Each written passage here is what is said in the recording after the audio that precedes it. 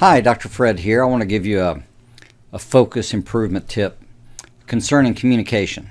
So, communication.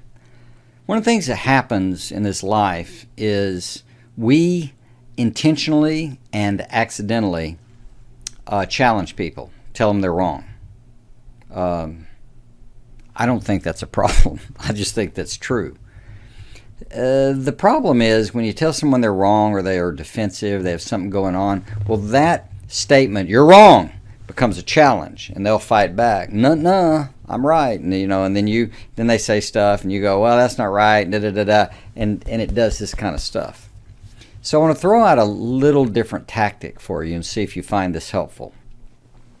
Because what you're really wanting to do, my way of thinking, you want to first understand and then argue.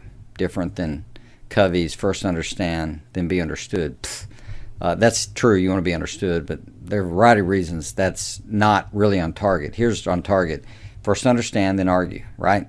But you really don't have to get in the argument, because if you each understand each other, there's very little to argue about. You'd be surprised. Maybe 10% disagreement at the most. It's shocking once people understand. But the problem is engaging someone and understanding where you're coming from. So when you challenge them or say something won't work, is mistaken or errant, they can get defensive and not really try to understand why, but they'll just get caught up in defending themselves and their viewpoint. So here's a little camper's tip on how you might go about strategically tweaking that.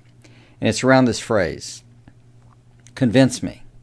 Now, I'd expand it and say, what's true is true. Convince me. Invite them to share their reasoning. You might say it some other way.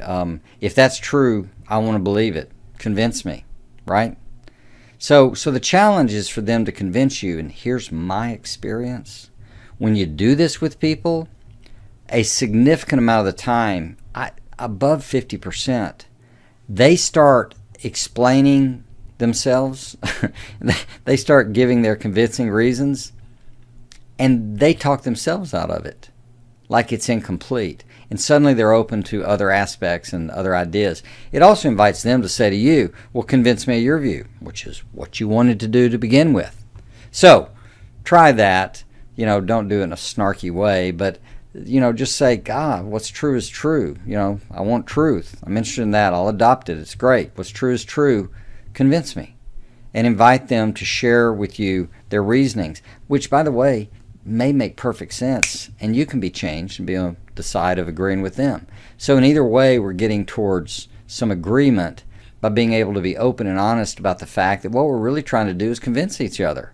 So why don't we just start there instead of getting everybody uptight and defensive? So there's that focus improvement tip on communication, right? Convince me. Hope that helps.